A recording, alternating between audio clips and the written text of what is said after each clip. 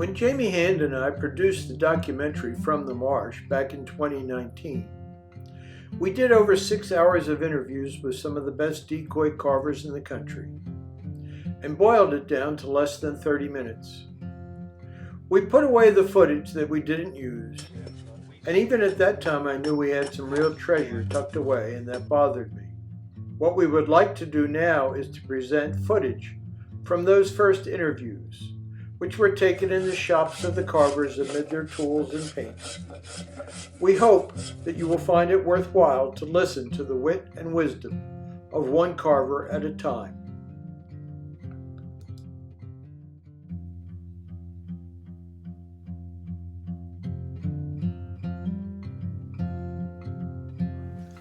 One of the most remarkable characters that I've met in my 50 years in the decoy business is Bob White of Tullytown, Pennsylvania.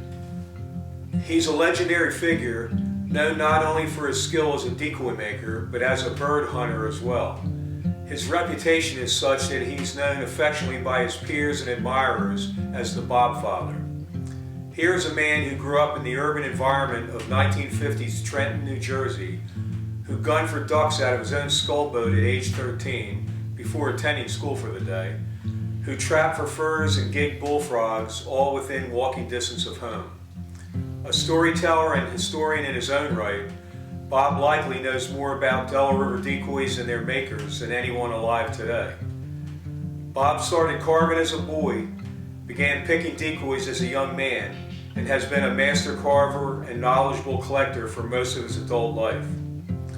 Always modest, as Bob would say, I'm not an artist, I'm a decoy maker, a Delaware River decoy maker.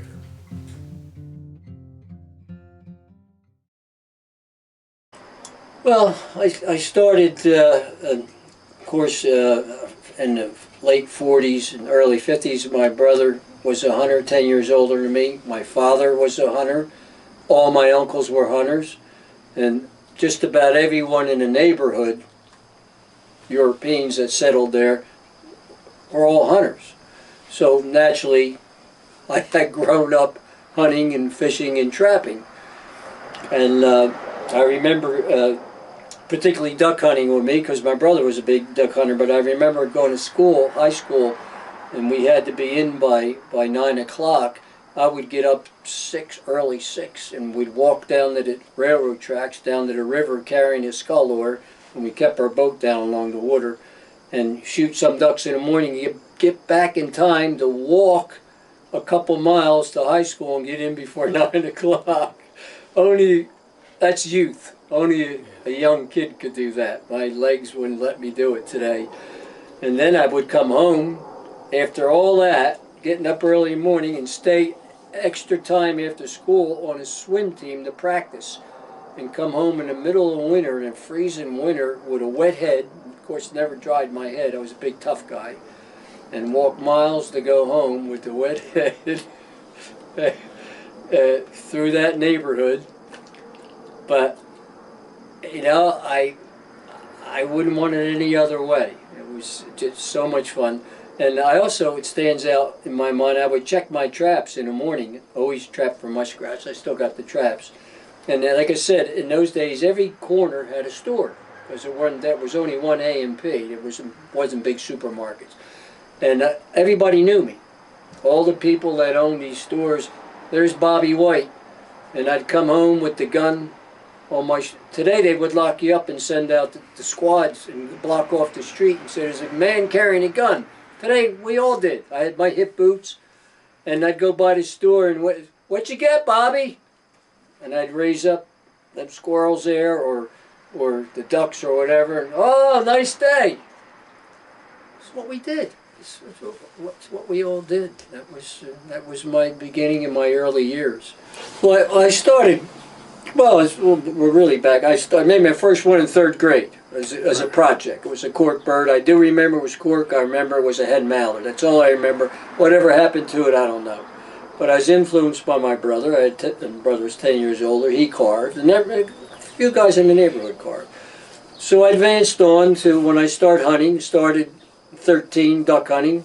Had my own scull boat, making crude cork decoys. heard of McLaughlin, but never really met him. And he was the name. He was a professional, what you could call semi-professional. You could pay $2, $3 to buy a bird off him to use. But never really met him, so I started getting better and better. As I pursued it, I loved it. It was interesting, and then I got married. I had the flower shop, and I would work all day in the flower shop, 9 to 5, close, and from 5 to midnight, couldn't wait to get down the cellar, have dinner, and go down and carve. And then in '62, I heard about decoy contest. Never knew there was decoy contest. So we went to Syracuse, New York. It was a big time, and one of the best guys in the country. Lem Ward was there, Bob Kerr. Later I found out these are all big names. And seeing these birds, other than the Dawsons, these again were a much step higher that I never thought people made. But these are competition birds. And I was really impressed. So then I started getting serious. In '63, I entered, stayed home, and I didn't care how long it took because I had an income. I would take forever, and I was learning, got better and better. And I entered a show in, I think, Babylon. I'm not exactly sure, but I think it's Babylon. And the one, an attaboy or third honorable man or something. And when I was really pumped, I told her, I'm coming back, I'm going to win some. And then I start getting better, '64, '65. And I start winning blue ribbons. And in those days, they only had first, second, and third and attaboy for divers, all the first, second attaboy for grass duck, and first, second, and attaboy for confidence. That's all the ribbons. Not everybody didn't get a ribbon. And there was hundreds. You had to be fairly good to get a ribbon. I start winning with these guys that I heard. McLaughlin, I got to meet McLaughlin. And I said, you know what, I'm getting pretty good at this thing. And then '65, '66, I start winning the best. They put all them in a tank, all the blue ribbons, and then they picked the best in the show. I start winning. I couldn't believe it. I told my wife, I said, am I believing this? This is a dream. And I always wanted to be like Lloyd, back up. I always wanted to be like Lloyd. He was so good. I wanted a house like him. He had a house with a fireplace. We had a little row house. He showed a little wealth. He had some class. And I worked on it, and I ended up as good as Lloyd. Lloyd was around. He heard I was winning contests, and then he died. And I ended up just as good as Lloyd, I think. And around now the present time, I'm still at it. I started what we call picking back in high school. I was still in high school. It was 1957, my last year, and I graduated in '57. I'll never forget, I lived in Trenton, a little row house. My friend come over and said, you got to go over Swick's. There's a bunch of old decoys in there. He said, they're selling them for $2 a piece or $20 a dozen. Wait till you see how nice they are. And until then, it was only the cork ones that I was making, and all us guys in the neighborhood were making these crude decoys, which were fine, but I never knew what a real good decoy. So I go, and we go in this Swick's. It was a little house turned into a little sporting. He sold fishing things. But Dawson, who I didn't know at the time, was a neighbor. And Dawson had these John English, I didn't know any of this, I just bought them, I learned all this later. Had these John English decoys. And when I walked, they were all alongside of the sun porch. There must have been 60 or 70 of them. I couldn't believe my eyes. I never knew anybody could make anything so good. Right away, I seen, and I just fell in love with them. And I bought them. I bought like 27 of them, and I used them for hunting. Didn't know anything about people collecting or nothing. All I knew is I had the greatest decoys, as far as I'm concerned, on a river. Nobody had decoys as good as me. And I only picked 27 because they didn't leak. They weren't open at the seams. They were the good ones. Other ones had open seams. But eventually, a couple guys knocked on my door. I lived with my mother, and they heard I bought them. They were pickers, who ended up being my mentor, Lloyd Johnson. He was a collector. I never knew anybody collected. when I heard a class, I said, who collects decoys? Is it crazy? You only use decoys. Well, I was paying $2 a piece for, and they bought them for $4 a piece off me. Whoa! In '59, tremendous profit. So I sold them, but I always kept some. And the more they came back, they would come back a month or two later when they got their money, and I'd start picking them. Well, what are you doing with these? They wouldn't tell me. They were selling them to Lloyd. I said, finally they said, my uncle Lloyd John said it, uncle, they made it up in Bayhead. They shouldn't have done that. And I went one day and I found out, and I met Lloyd. And I loved the guy from the beginning. He was young. He was only in his 40s when I met. He died in his 50s, and he had big hound dog eyes. He looked real old. Plain pants, worked in a boatyard, but knowledgeable. And I went in his shop, and decoys hanging all over the wall, wards, crolls. Didn't know at the time who these guys were, but I found out later. And he said, why don't you pick for me? You know, I'll give you a little money up front. You go every weekend and pick. And he said, get those Englishes. Get those English. It was his favorite guy, too. So I did for years, and I could get them, but every weekend they get harder and harder. Obviously, they dry up. God knows he made so many. But I learned to find out that English was the guy. So he's my favorite guy, too. Who is this? Lloyd Johnson. And he was from where, Ocean County? Bayhead. Ocean County? Bayhead. Monmouth? Bayhead, New Jersey. Right by Artie. Great, way before his time, master carver. He didn't live long. He died young. Fancy. Well, I'll give you show you some of his work. He was way ahead of his time.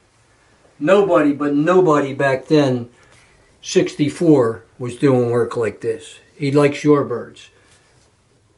I mean, that's mine. That's fucking good. No, it's amateur. No. No, it's folk art. very amateur. Folk art. It's folk art, but it's very amateur. That's mine. I did some flat Can I work. take a picture of that? Sure. I'll tell you what I'll do. It's a gift from me to you. You can have it. Nah, you appreciate it. I don't really appreciate it. You can take it. Lloyd, my mentor, give me a bit of advice. Well, the old people have wisdom. And he said, don't ever copy anyone. He said, because you're only going to copy their mistakes, because they made some kind of mistake. Just what I said about when I finished, that I did something wrong that I didn't like. And there are some guys, I knew some guys, that all they could do is copy. They could copy great. They were basically pattern makers. But they couldn't do anything on their own. They couldn't create the pattern on their own. But once they seen yours or seen mine, they could their eyes focus in, and they're pattern makers. They could copy anything. But to get them on their own, couldn't make a duck. So I did the show circuit, and then after I won 3 best of shows, I kind of lost it, and I said to her, I figured, it's just getting cut. It's like when you hit everything, you got to miss once in a while. It's no fun when you hit it all, and no fun when you miss all the time. So I said, you know what, eventually, kid's going to come and whip me. And all I could do is get beat. I can't keep winning forever. I'm going to go out as a champ. I'm going to retire from showbiz. Shows. We call it showbiz. Plus, they came in after 68 and 69. They come up with this acrylic latex trash and burning pen trash and inserting popsicle sticks and tongue suppressors, burning them and insert. Well, they were assembling ducks. They weren't carving ducks, and they certainly weren't decoys to me. So I wanted to get away from that as far as I could, because that was the worst. If I did that, I'd have to build, and I didn't like it. I still don't like them today. So I got out of the competition, and I just kept doing birds, and by then I had a following. I could sell them, and one thing I always demanded, because I always had a salary, I never sold myself cheap. I remember at a show, I charged a guy, it was Whisk Scissors, president of Whisk Scissors, I remember that. And I had a black duck, and I was at the show, and I wanted $100 for it, which was unheard of. back in the 60s. Unheard of. This guy had money. He waited to the end of the show and he tried to get it cheaper off me. I said, I'll tell you what, you go home and try to make one. And if you can make one, and make one half as good as that and sell it to me for $100, I'll buy it. He bought it. He ended up buying it. But that was a tremendous amount of money for those days. So I worked partial for up until 81, and we decided to sell the shop because I was getting so much at the time in working with selling my antique birds. I was one of the biggest pickers and dealers in the country. I knew everybody, had all the connections. So we can make a living doing this, and I did. I made for 25 years. I was considered a pro. That's all I did, and I made. You know, we had no kids. I mean, you're not going to put a kid through college, but we owned our house.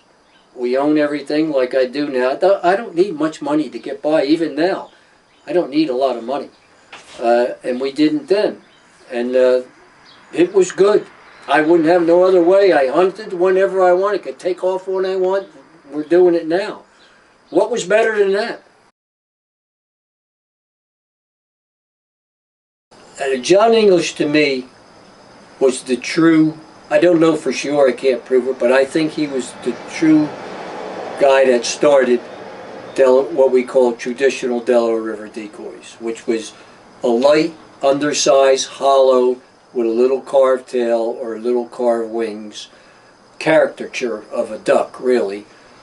But his patterns, like Jamie's, are right on. The profile looks just like what it did. I mean, that's an old squaw. That guy could draw. Whether he did it with one shot or not, I don't know. Or he did it like me and went over and he right. But the final product, he did it. She'll get it. So I always loved John English. It's a simplicity that makes his. You can make him fancier and you can put more into it, but it's hard to keep it simple and make it still nice. Simple is good, and it could be better than the rest. And he was. And I've never seen one. I don't know, and I've handled a lot of them. I don't think he made too many. He made hundreds. But I've handled hundreds. But I have never seen a John English. What I knew was a true John English that I didn't like. Whatever species it was, whatever. Now, did he make some that weren't too good and he was one of these guys that threw it away and said, I'm not going to use that on, I don't know. Or did he just always make good ones? I don't know. I never made all good ones. I made some that I didn't like, but I never seen any of his that I didn't like. I can't answer why, but he was the man. Well, I'd take her and I'd tell her now. I said, you know, I'm taking the ducks out for a swim, the decoys. Yeah.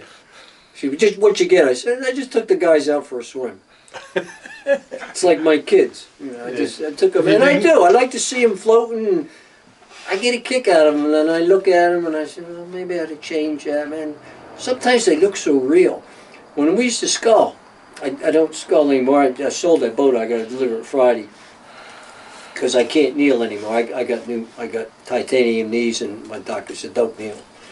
And it's too hard, my shoulders, and I just can't. I could shoot from a blind now, but I can't scull. Mm-hmm. And we put them in little pods. We go upriver, upwind. This to get the gist of what sculling is in a river. We go up current, and hopefully the wind's up that way too. We go about 300 yards.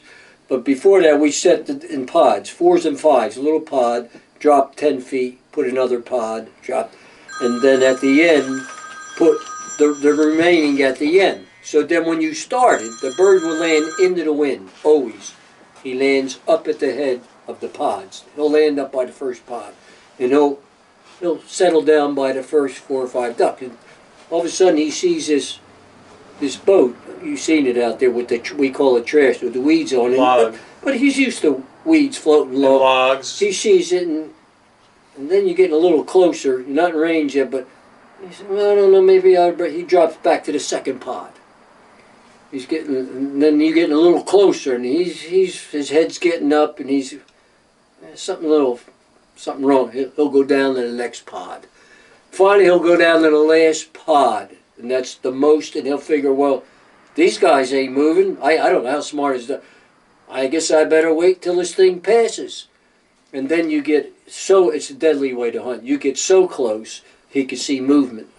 He sees because you're not moving your head. Your head's above the blind, but you got your hat down. Sculling is rowing from the side with one oar. And it's a sculling here, the big long oar. You're moving like Venice, and finally he sees movement. And then his head goes up. And you know the wind's on your back. He's got to jump into the wind, like an airplane to get up. So he jumps into you. And he's going to jump about 6 foot. If it's a grass duck, you know it's 6 foot. So you just put it right on his head and just go up with him. And for that second, he's still before he could, and Before he accelerates. and you got him. And I mark it when I say to him, I'm talking to myself, or if I'm with somebody, I said, just get me a little closer, a little bit closer. And then I said, he's mine. Wow. I'm laying in bed the 4th day, and I'm thinking, I can't wait to go home. I want to make this. I want to turn the head on this.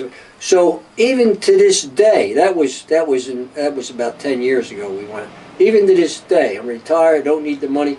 I lay in bed sometimes. I'll get up 5 o'clock. She'll say, "Why'd you get up so early?" I'm out here drawing patterns, cutting the bird out.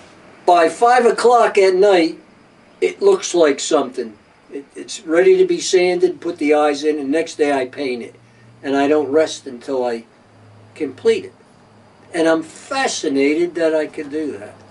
To this day, as many as I made, because I feel this way about, I never had no kids or nothing, but this is my legacy. These are my kids. Every bird I made is going to be treasured by somebody, and they're not going to throw that away. The 6,000 pieces I made, they're not going to throw it. That's going to go on and move on. And I'm hoping that someday I'm going to go down, people are going to talk about me like I talk about English. Nothing better than him, but one of the guys that carried it on. So we sold the shop, and not 60, but 1981. We sold our flower shop. And I went full-time as a carver. And I was a Delaware River carver, which was, I didn't step out of that, because every area has different look to the decoys. If you're in it long enough, you could tell if it's from the Bay Area in Jersey, or if it's from Illinois, or if it's from California, or if it's from Canada, upper state New York. We know after a while, might not know who made it, but we could tell that's what area it came from. And mine, right away, you could see and say, that's a Delaware River bird. So I didn't step out of what I inherited, more or less. I grew up making Delaware River decoys. But what I did do was I carried a little further. I painted them a little better, and I crossed the wings a lot rather than just keeping the wings down. And I put a lot of thought into this weight. And I made the original out of pear wood. And I burned it with a burning pen to show that Bob White quail, and it's got Bob White, Tullytown, PA, my logo. That was always my logo. And I shaped it where it went tapered here, and it widened up to give it the weight, but if it was in the river and seaweed was coming around, it would slip over that rather than a big hump. So I put some thought into it. And it worked all those years up until present time. I still use it, and it balances my Delaware Rivers just perfect. It's just enough weight, because they're all the same. They're about 5 inches, 5.5 inches wide, 4 inches deep, very small, little undersized. You could tell Delaware Rivers right away. So I stayed with that, and I still do. But sometimes if I'm gunning bigger water like these, I made them a little bigger, a little wider. But again, for where it's being used, to me, I thought they were perfect decoys. Now, there's so many other guys from different areas, lots of them. And in my opinion, a lot of them I think are better than me. They're more talented than me in a lot of ways. I don't have the skill to put an edge on a knife. I use X-Acto knives. I use files. I use a jaw knife. I don't use a hatchet. But I get it done. Just like my patterns. I don't do it. And now when I teach students, I teach a lot of kids. Not only kids, grown-ups. And I tell them the first thing, look, there's the right way, and there's the wrong way, and there's the Bob White way. It's totally different than anything else. But that's the way it is when I teach it. Now, if you could find a better way works for you, do it. But what I do worked for me for 60 years that I've been doing it, and I'm satisfied with it. But I have never made, I shouldn't say that because I really like this a lot, but I made very few decoys when I was finished that I didn't find something wrong, and the next one I say is going to be different. I'm going to do that. But I'm pretty almost stuck on this one. I can't. It's a little big, but when it's on the water, I don't know what else I could do for, you could say it's a perfect decoy. I don't know what else I could do. There might be something in somebody else's eyes, but most of mine I find out, and I always tell my wife, whenever I'm done, I finish it, and I put it on a table when we have breakfast, and we both go over it. And I said, I don't know why I didn't see that when I was making it, but I don't like that. I'm going to change that. But then I go back and I make more. That's why I make more. And this separates me from the other guys. I rarely cut out dozens. Most guys do. It's faster, makes sense. They'll do a dozen heads, maybe 2 dozen bodies. 2. I do 2. And I don't put the eyes in till they're both carved, because inevitably I use the same patterns, but one for some reason always comes a little bit bigger or different. So he's the drake. Then I put the drake eyes in it, because sometimes they have different kinds of eyes.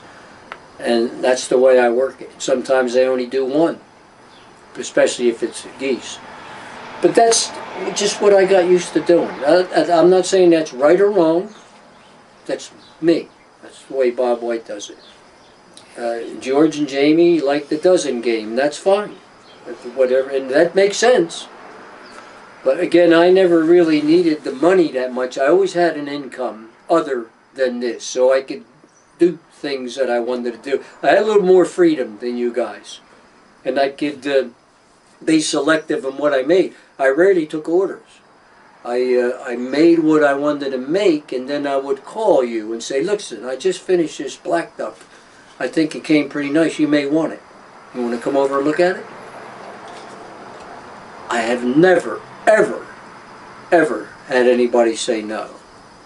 So I got to be doing something right. Hey Bob, would you call this a money shot? I don't know what else to call it. Looks like a money shot to me.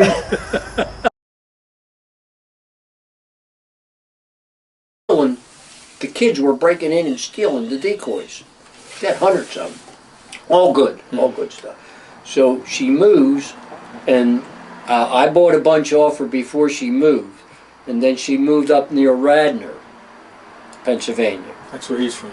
Up there, she moved up there. She's long gone He now. taught in Radnor 40 years. But she brought what was left with her. So I looked her up again. In fact, I even gave a talk. I gave a talk at the library, Grundy Library. And back in those days, I told you I used to give talks. I'd have a show and tell talk about antique decoys and stuff. And hopefully somebody would come and say, well, we got, and they did. And I used to get decoys that way. She came to my talk. She actually came to my talk to listen to me talk. Listen to me, dumb, I can't even frickin' speak. But she dug it. She dug it. So I went back. This is interesting too. And I took Pauline with me. And I said, I want to buy some more. She said, okay. So she brings out those 5 John English pintails in original paint and 2 Horner geese. Original paint. And she says, I said about the Horners, I said, but they're like brand. She said, we never use them. She said, we went to Mr. Horner's shop, In 1939, Mr. Biddle ordered them. He called and we went down to the shop, and he was Jamie. He was just finishing putting the leathers, and she said, "Don't put the leads and the letters on those two. I want to keep them in the gun room." In 1939, the year I was born, she had thought of putting them in the gun room. That's not. And they laid there all those years till I got them. So I bought them, and I bought all the good stuff, and this was way back, this was in the 70s, for $700 a piece. A lot of money. Which was a tremendous amount, but they were great. I can't tell you how good they were. And you know, Pauline didn't know, she's just watching me, and I'm keeping a poker face. I ain't letting on. But I'm paying her this big cash. I always dealt in cash. People don't deal in cash. She knew cash. She knew what cash was. So I get them. So we get in the car, and I'm cool. I thanked her and everything. I'm cool. We get in the car, we get around a corner, and Pauline said, "Well, what come on, tell me." I said, "Yes!" Thank you, God. Thank you. So I get them, and I flip them through. This is what I done. I probably sold them for $1,400. I doubled my money. So I go back. What's one worth now? Oh, $250,000. No, not the geese. that. Rolling geese, brand new. Not that much. Maybe 70,000, 80,000. Those same geese. Sure. Now maybe 100. I say, Rolly. Nobody. There was never a better. There's plenty as good. Never a better decoy maker than Rolly Horner. Not his geese, especially. Yeah. Especially his geese. Yeah. So I go back because I didn't get everything. Because of course, you take the best right away. You take the best. So there was problems with the other ones. You start getting problems. Busted tails, cracked neck, even worse, repainted. So I can't give her 700. But she don't know that. So I'm offering 300-400 maybe. And she's going, "Well, wait a minute." She said, "You know, last time you gave me 700. I said, "Yeah, but Mrs. Biddle, this is repainted." She, "Mr. Biddle never repainted anything." I said, "You know, listen to me. I didn't say Mr. Biddle repainted. I said they're repainted." I said, "I don't know who repainted them, but someone, either a caretaker," because they had caretakers, or maybe Fitzpatrick lived across. Somebody repainted them. They're not original paint. Well, she couldn't get it, so I could never get anything off her again. And Bob was about to pay her more than he should. Well, they can't. Yeah. Never seen Jamie, but I seen George, I seen Sean, I seen Keith Mueller, who I really respect as a contemporary carver. But I respect all those guys, but I'll put this up against any one of them. And that's a hen. That's a hen. It's a drawing the big toms with a long beard. Look at that! Look at that face I did on that. Yeah. I have them turkeys come up to that, man, and they Kiss look at it, and man, they're busting. They're going, "Where the hell did she come from, man?" And for years, I'll show you all the beards I got. I got about 60 beards. For years, I'd gun without one, and they would come would come about 60 yards to come when they hear me, and then they'd stop. And then they'd walk back and forth. Because I think they're smart enough to figure, well, I'm close, where are you? And if they don't say anything, no matter how you're calling, they give up on you and they go back. So I said, I need a decoy. Next year I put that decoy, they come about 50, they see it, walking faster. There she is. Now, how smart is a turkey? I don't know. All I know is decoys work. Here, but that's all they sound like. All I do is yelp. That's it. Yep. They do that when you hear them a lot. Yeah. Yeah. That's all. Just.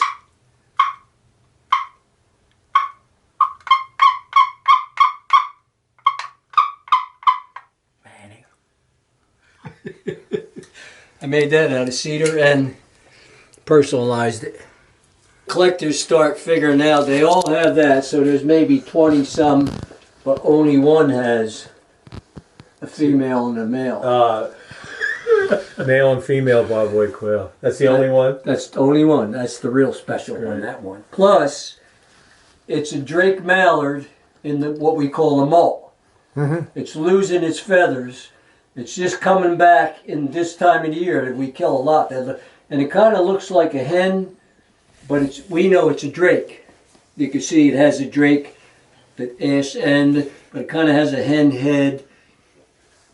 Many guys don't make them like that. They don't take the time to do it. But Right. I do, because I don't have to, I'm not. You're not in a great rush with it. Exactly. I'm a different. You don't have to churn them out. I'm different than most of the guys because I'm retired now. But that is really cool. That's the only hen I ever painted. That's cool. All the rest are drakes. Yeah. That's a lot of work. So this one, someday when it goes off for auction, when this is going to break the record out of the whole rig. Bob, show them a black duck mallard hybrid. Hybrid. They cross. It's one of the few wild duck species that I like the hybrids. cross. There's another one there. I got two hybrids. This is a mallard. Got intimate with a black duck. That's right. I love it. We shoot a lot of them in the winter. And then it also has the Bob White logo. Decoys, right. And the special brand. I kind of always I was born to be a bird carver with that name. You got it. But this is what I call contemporary. It's flat bottom. But this is out of all of these, my personal rig, this is my favorite. You know, you always I guess it's kind of like kids. You got to have a favorite, right. Or dogs. This just something about, it's big, cumbersome, but there's something about this one, the patina and the I hit that, you know what black ducks look like. Yeah. I think I hit that head. Yeah. Oversized black duck. I think I just hit that, look at Gun that. and decoy. I just hit that head to me. Mm-hmm. Perfect. That looks like a black duck to me. All the rest are okay, but this is the guy here.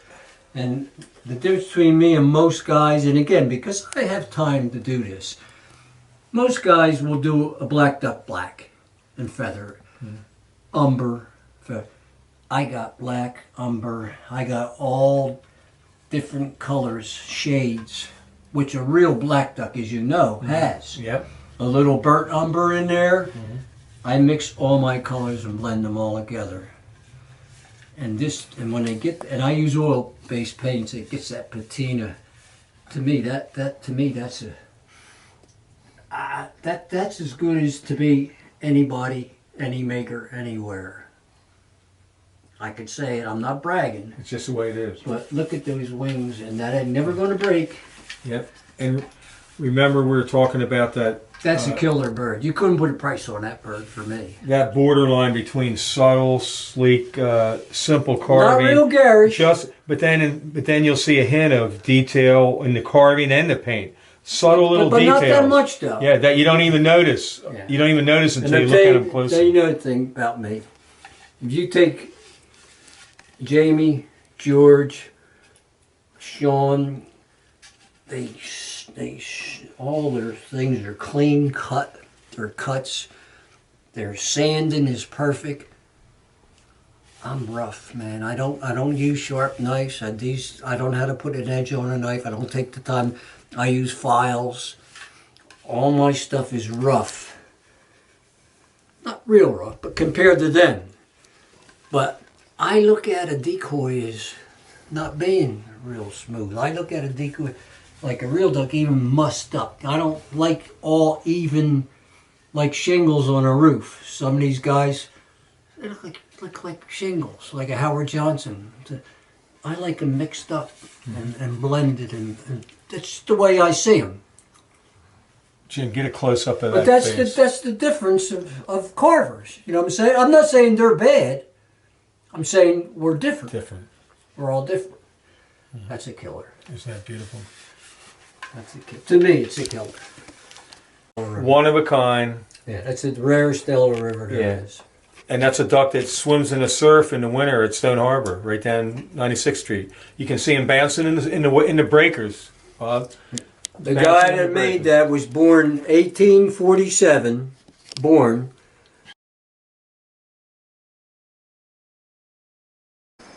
But when I put what I am together, You got something. I make some of the best Delaware River decoys that were ever made. And Sit down. I'm not bragging. It's a fact. Say, It's Sit a down and fact. tell me that You again. Bob, you know what it's like? I tell people about my mentor, Hurley Conklin. Yeah. He knew he was good. He was the man. When he was around, people loved him. They'd kiss his butt to get a Well, duck from according to him. Hurley, he was the only The guy only that carver. was good. Yeah, but he was confident, but without Yeah. being too. That's okay. Without But being a braggadocio. Anybody good's knows how good they are. Yeah. But Yeah. to repeat what I said, and I mean it. And anybody that knows me knows I had shop class and stuff when I was in school. It was never real good. I was okay, got by. So I'm not real good with wood. I'm not a good carpenter by no means. I could do it, but it's not real good. For a carpenter would frown on it. And I'm not real good.